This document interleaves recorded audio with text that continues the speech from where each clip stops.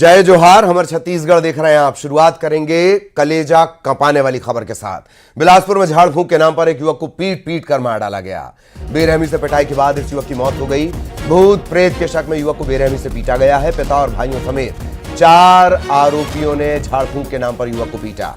तड़प तड़प कर इसकी जान चली गई। घटना का वीडियो भी सोशल मीडिया पर वायरल है। 4 आरोपी गिरफ्तार किए गए हैं। इसी घटना का एक और एंगल ये भी बताया जा रहा है कि युवक शराब के नशे में धुत था और उसे देखकर घर वालों को लगा कि उस पर भूत आ गया है, उस पर प्रेत का साया है, उस पर प्रेत बाधा है। उन्होंने ओझा गुनिया तांत्रिक जिसे आप कहते हैं, उन्होंने ओझा को बुला लिया और फिर बेरहमी से इसकी पिटाई की गई और इसकी जान चली गई। चल कहूँ भी होगा तो मैं नहीं जाऊँ भाई। मैं कहे मोर जेब से मैं फील हूँ, मैं कहे पर मैं नहीं जाऊँ।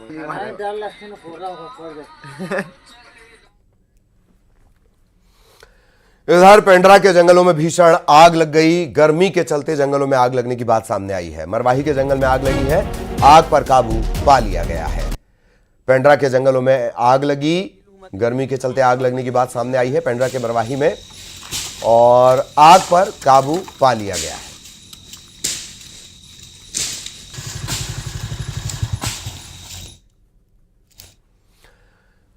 इधर राजनांदगांव में डोंगरगढ़ पहाड़ी पर आग लग गई। एक हफ्ते में दूसरी बार इस तरह का घटनाक्रम सामने आया जब पहाड़ी पर आग लगी है। खास बात यह भी कि पहाड़ी पर मां बमलेश्वरी का मंदिर है। दूसरी बार आग लगी है। आग से इलाके में दहशत का माहौल है।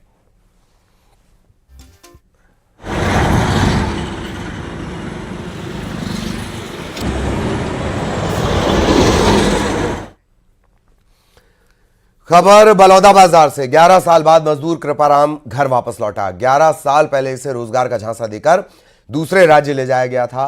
किसी तरह बचकर कृपाराम अपने गांव मलदा लौटा है। 11 साल बाद गांव पहुंचते ही मजदूर की आंखें नम हो गईं। उसकी हालत देखकर गांव वालों की आंखों में भी आंसू आ गए। कृपाराम को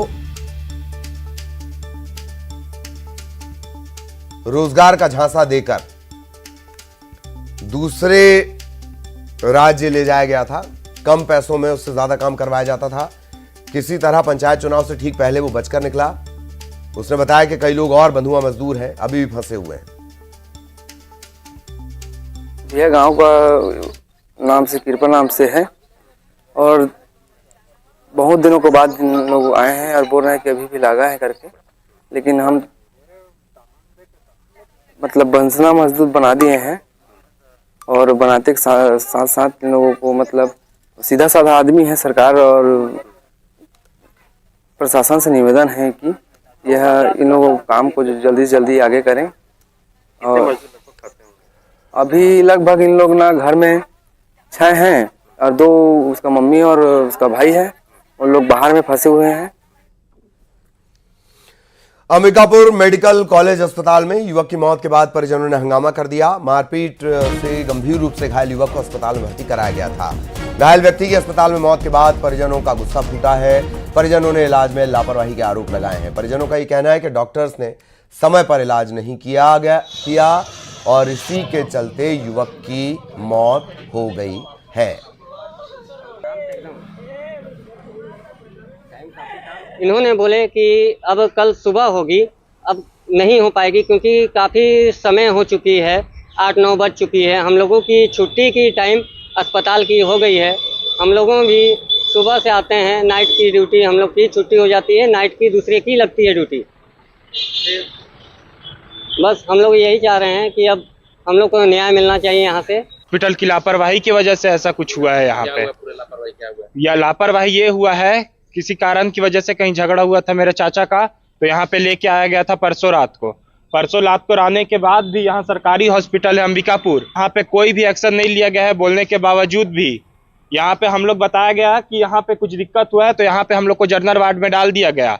उसके बाद फिर हम लोग को आईसीयू में डाल दिया गया, बताने के बावजूद कि यहाँ पे हम लोग को दिक्कत हो रहा है, यहाँ से चेकअप करिए। तो डॉक्टर वाले लोग सब, नर्स वगैरह सब जवाब दे रहे हैं कि हम लोग डॉक्टर हैं कि आप डॉक्टर हैं, अगर आपको शंका है तो आप जाके खुद इलाज करिए। क्या इसके लिए सरकार डॉक्टर हॉस्पिटल खोल के रखा है? छत्तीसगढ़ में मेडिकल पीजी प्रवेश प्रक्रिया पर हाईकोर्ट का बड़ा फैसला। मेडिकल पीजी प्रवेश के लिए दोबारा काउंसलिंग होगी। हाईकोर्ट ने प्रवेश प्रक्रिया को निरस्त करने का फैसला दिया है। हाईकोर्ट ने याचिकाकर्ताओं के पक्ष में आदेश दिया, अब नए सिरे से काउंसलिंग होगी, यानी रीकाउंसलिंग होगी। सेवारत श्रेणी में अपात्र उम्मीदवारों को शामिल करने पर यह याचिका दायर हुई थी। याचिकाकर्ताओं ने सेवा अवधि की गणना में गड़बड़ी और कट ऑफ तारीख के उल्लंघन के आरोप लगाए थे।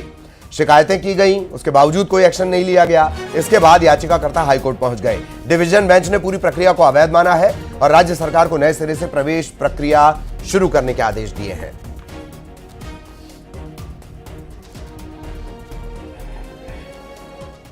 बलरामपुर में विदाई समारोह में अश्लील गाने पर डांस करने पर टीचर को सस्पेंड कर दिया गया। विदाई समारोह में डांस करने का जो वीडियो था वो सोशल मीडिया पर वायरल हुआ था।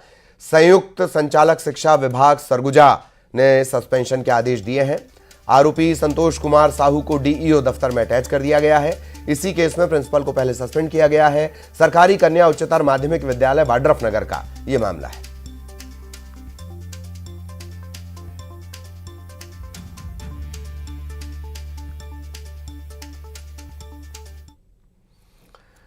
रायपुर में कांग्रेस प्रदेश अध्यक्ष दीपक बैज के घर की रैकी का आरोप है। प्रदेश कांग्रेस अध्यक्ष दीपक बैज और कार्यकर्ताओं ने दंतेवाड़ा पुलिस पर यह आरोप लगाए हैं। दीपक बैज के घर की रैकी करते हुए दंतेवाड़ा के एक इंस्पेक्टर और 3 पुलिसकर्मियों को पकड़ा गया है। दीपक बैज पर दबाव बनाने का आरोप लगाया गया। सरकार पर जासूसी करवाने के आरोप लग रहे हैं। दीपक बैज कह रहे हैं कि विधानसभा में वो ये मुद्दा उठाएंगे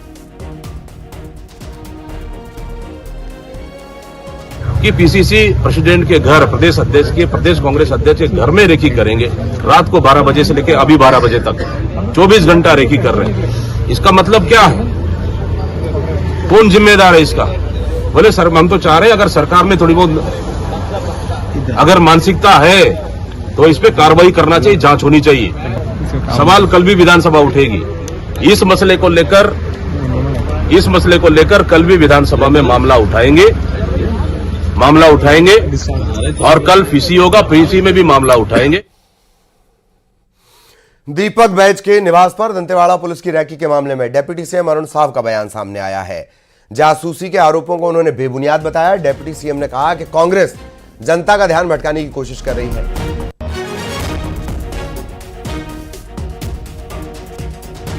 प्रकार के उल जलूल बयान देकर जनता का ध्यान भटकाने की कोशिश कर रहे हैं। विष्णु का सुशासन है और यहाँ कानून का राज है। देखिए, इस तरह के आरोप निराधार और बेबुनियाद हैं। निराधार और बेबुनियाद आरोपों के बारे में मैं क्या कहूँ। और सीधा रायपुर आपको लिए चलेंगे। सहयोगी युगल हमारे साथ जुड़ रहे हैं जासूसी करवाने के मामले को लेकर। युगल, जासूसी करवाने के आरोप, दंतेवाड़ा पुलिस के एक इंस्पेक्टर, 3 जो कर्मचारी हैं वो जासूसी कर रहे थे।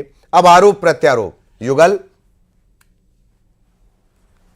जी बिल्कुल ललित, देखिए दंतेवाड़ा पासिंग CG 18 की गाड़ी थी, उसमें 3 पुलिस के अधिकारी कर्मचारी मौजूद थे और खुद पीसीसी चीफ दीपक बैज ने उन्हें पकड़ा। उसकी शिकायत फौरी तौर पर तत्काल की गई, फोन से सूचना दी गई, लेकिन जो अधिकारी है वो बता नहीं पा रहे थे कि आखिर वहां पर क्यों वो इस तरह से खड़े हुए हैं। कुल मिलाकर रेकी और जासूसी करने का आरोप पीसीसी चीफ ने लगाया है और इस बयान को डिप्टी सीएम अरुण साव ने उलूल जुलूल करार देते हुए ध्यान भटकाने की जो बात है वो कही है। तो वहीं पूर्व मुख्यमंत्री जो भूपेश बघेल है, उन्होंने एक्स पर ट्वीट करके सरकार पर निशाना साधा है और आखिर पूछा है कि डर किस चीज से है कि विपक्ष के नेताओं की जासूसी करा रहे हैं। तो कुल मिलाकर ये कहा जा सकता है कि जासूसी के या फिर रेकी के इस मुद्दे को लेकर के छत्तीसगढ़ में एक बार फिर से सियासी पारा वो चढ़ गया है और अब ट्वीट के बाद लगातार हमलावर जो कांग्रेस है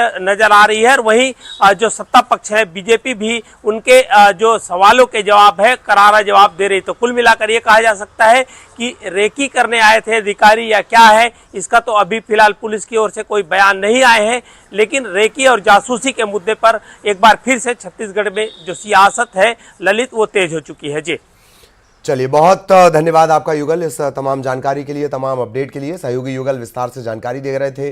अब क्या कुछ बयान आते हैं उस पर भी नजर है। छत्तीसगढ़ विधानसभा में आज भी हंगामे के आसार हैं। आर्थिक सर्वेक्षण 2024-25 पटल पर रखा जाएगा। वित्त मंत्री ओपी चौधरी आर्थिक सर्वेक्षण पेश करेंगे। बढ़ते क्राइम और डिजिटल अरेस्ट का मुद्दा गरमाएगा। अस्पतालों में दवा उपकरण खरीदी में अनियमितता का मामला है। अस्पतालों में अव्यवस्था के मुद्दे हैं। आयुष्मान योजना के तहत इलाज के नाम पर भ्रष्टाचार, इस पर भी मंत्री से सवाल होंगे। प्रश्नकाल में युवा रोजगार से जुड़े मुद्दे हावी रह सकते हैं। तो ये अलग अलग मामले जो आज विधानसभा में हंगामे की वजह बन सकते हैं। बजट सेशन की शुरुआत हो चुकी है। आज आर्थिक सर्वेक्षण भी पेश किया जाना है। वित्त मंत्री ओपी चौधरी वो पटल पर आर्थिक सर्वेक्षण रखेंगे।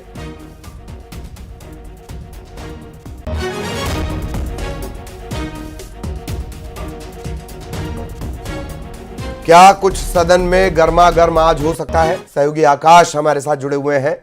आकाश, फिर हंगामा? जी बिल्कुल, आज विधानसभा का चौथा दिन है और ये चौथा दिन अहम हो सकता है। कई बड़े मुद्दे हैं जिस पर लंबी बहस हो सकती है, जिसमें जो है राज्य में जो आपराधिक मामले हैं उस पर डिजिटल अरेस्ट को लेकर जो है वो मुद्दा गरमा सकता है। इसके अलावा जो है स्वास्थ्य सुविधाओं को लेकर लगातार सवाल उठते रहे। कल भी जो है स्वास्थ्य व्यवस्था और अस्पतालों की दुर्दशा पर बात हुई थी। आज भी लंबी बहस होगी। प्रश्नकाल में कई प्रश्न इसको लेकर लगे हुए हैं। दवा उपकरण की जिस तरीके से सप्लाई हुई है, अनियमितता हो रही है, उसको लेकर मंत्री से सीधे सवाल जो है वो सदस्य करते नजर आएंगे। इसके साथ ही आयुष्मान योजना में जो अनियमितता सामने आई है, छत्तीसगढ़ का नाम उसमें है, वो मुद्दा बन सकता है। सेंट्रल की रिपोर्ट पिछले दिनों आई थी, उसमें ये बड़ा मुद्दा छत्तीसगढ़ में बना हुआ था। अस्पतालों में किस तरीके से आयुष्मान से इलाज नहीं हो रहा है, उसको लेकर मंत्री को एक तरीके से घेरने की तैयारी जो है विपक्ष और जो सदस्य हैं विधानसभा के वो कर सकते हैं। अशासकीय संकल्प लाने वाले हैं। जो रेल सुविधाओं के विस्तार को लेकर कई लाइनें जो है योजनाबद्ध तरीके से चल रही है, तो उसको लेकर 3 अशासकीय संकल्प आने वाले विधानसभा में। ऐसे में विधानसभा आज अहम होने वाले, देखना होगा कि प्रश्नकाल में किस तरीके से चर्चा होगी और कौन से मुद्दों पर जो है वो मुहर लगी। इसके साथ ही जो है आज राज्यपाल के अभिभाषण पर भी चर्चा होगी। मुख्यमंत्री इस पर अपना वक्तव्य देंगे। जी चलिए, बहुत धन्यवाद आपका। लगातार आप नजर बनाए रखें। आगे भी आपके जरिए अपडेट हम अपने दर्शकों तक पहुंचाएंगे। सहयोगी आकाश की नजर लगातार बनी हुई है। इधर छत्तीसगढ़ कांग्रेस कार्य समिति की अहम बैठक होनी है। कांग्रेस मुख्यालय राजीव भवन में यह बैठक होगी। कार्य समिति की बैठक निकाय चुनाव में मिली हार के कारणों पर आज समीक्षा हो सकती है। बैठक में कांग्रेस के तीनों प्रभारी सचिव मौजूद रहेंगे। प्रभारी सचिव जारिता लेथलांग, संपत कुमार, सह प्रभारी विजय जांगिड़ वो भी मौजूद रहेंगे। संगठन में कमजोरियों पर चर्चा होगी। इसके अलावा अधूरी नियुक्तियों को लेकर भी चर्चा हो सकती है।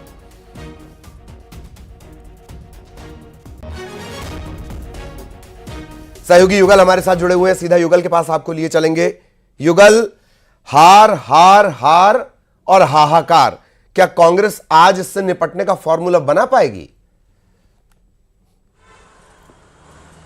जी बिल्कुल, देखिए नगरीय निकाय चुनाव में और पंचायत चुनाव में कांग्रेस को एक बड़ी हार मिली है और जिस हिसाब से कांग्रेस की उम्मीद नहीं थी कि इतनी करारी शिकस्त उन्हें मिलेगी, तो हार की समीक्षा को लेकर के आज अहम बैठकें हैं वो कांग्रेस के राजीव भवन में होगी और हार को लेकर के हार का मंथन है किया जाएगा।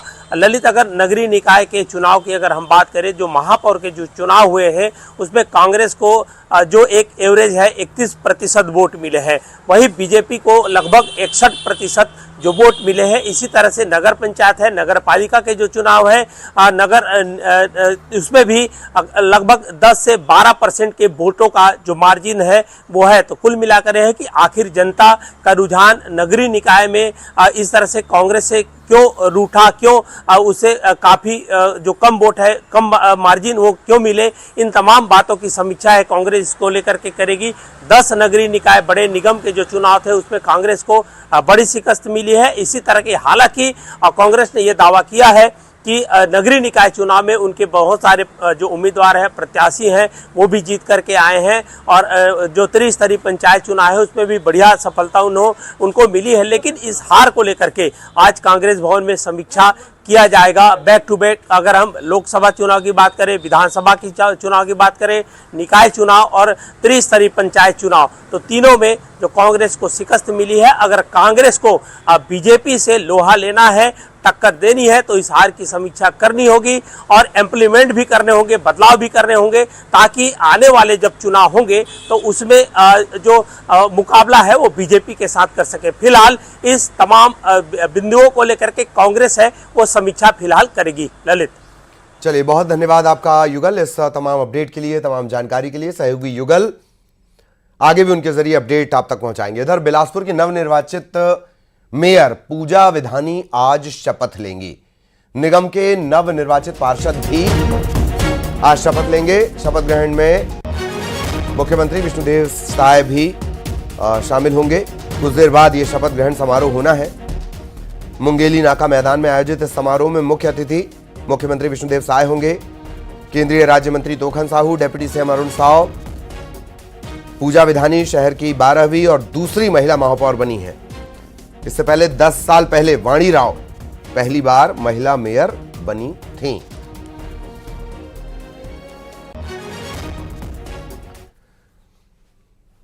पूर्व डिप्टी सीएम टीएस सिंहदेव ने बीजेपी की आर्थिक नीतियों को लेकर सवाल उठाए। उन्होंने सोशल मीडिया एक्स पर एक पोस्ट किया है। उन्होंने लिखा कि भारतीयों में बहुत कंफ्यूजन हो रहा है, कोई समझ नहीं पा रहा है कि कौन ज्यादा गिरा हुआ है, रुपया, स्टॉक मार्केट या फिर सरकार की आर्थिक नीतियां। सोशल मीडिया के जरिए टीएस बाबा ने यह सवाल उठाए।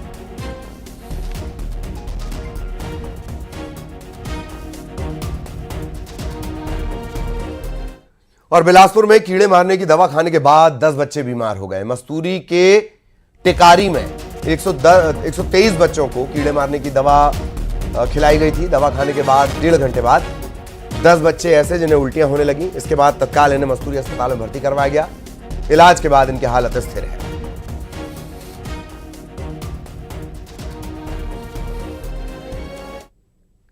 सक्ती में पिता की हत्या के आरोपी बेटे को पुलिस ने गिरफ्तार कर लिया है। बारद्वार पुलिस ने आरोपी को गिरफ्तार किया है। आरोपी गीताराम केवट पर ही पिता की हत्या के आरोप है। पिता के सिर पर लोहे की रॉड से इसने हमला किया था और शराब पीने को लेकर पूरा विवाद हुआ जो मर्डर तक पहुंच गया।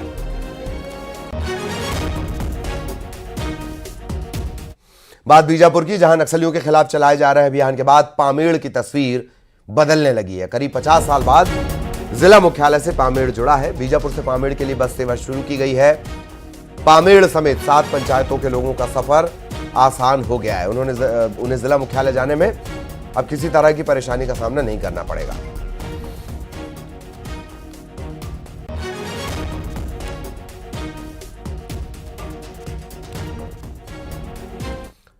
शोले का गब्बर अब डरा नहीं रहा, बल्कि गब्बर तो अब खुद काम पर लग गया है। देखिए,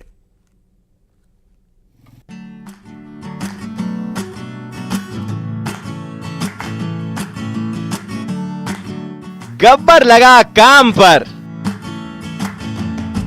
ना डराएगा ना धमकाएगा। गब्बर कचरा साफ करवाएगा। कचरा फैलाने वालों सावधान,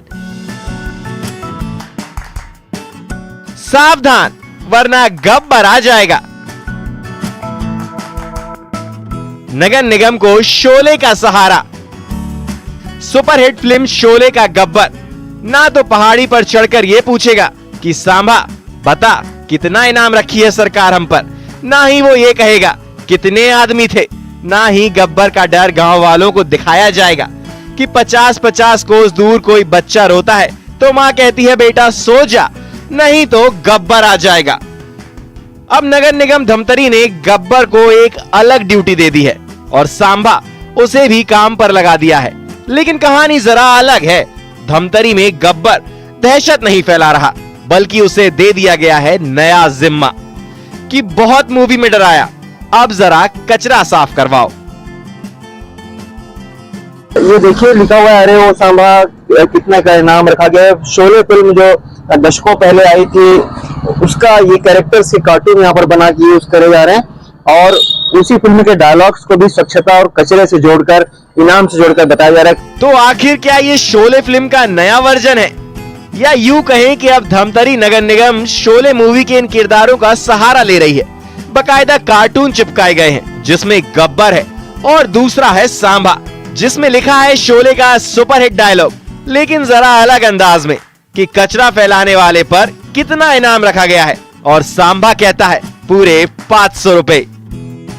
हार्ट टचिंग होता है, लोगों से जुड़ी हुई चीजें रहती हैं फिल्म में, इसलिए हमने ये तरीका अपनाया है ताकि लोगों को स्वच्छता के प्रति जागरूक किया जा सके और वो जो कचरा है वो हमारी गाड़ियों में ही दें, इधर उधर ना फेंकें। अब नीचे जो इस कार्टून के जरिए लिखा गया है वो भी देख लीजिए। कचरा बाहर ना फेंकें, डस्टबिन में ही डालें वरना गब्बर आ जाएगा यानी जुर्माना भरना पड़ेगा। स्वच्छता सर्वेक्षण में लगातार धमतरी पिछड़ता चला जा रहा है तो अब ऑपरेशन शोले शुरू किया गया है। दीवारों पर पेंटिंग की गई है तो जिसकी नजर भी इस पेंटिंग पर पड़ रही है वो बार बार देख रहा है, पढ़ रहा है। तो क्या नगर निगम की ये तरकीब काम आएगी? क्या गब्बर से होगा धमतरी साफ और सुंदर?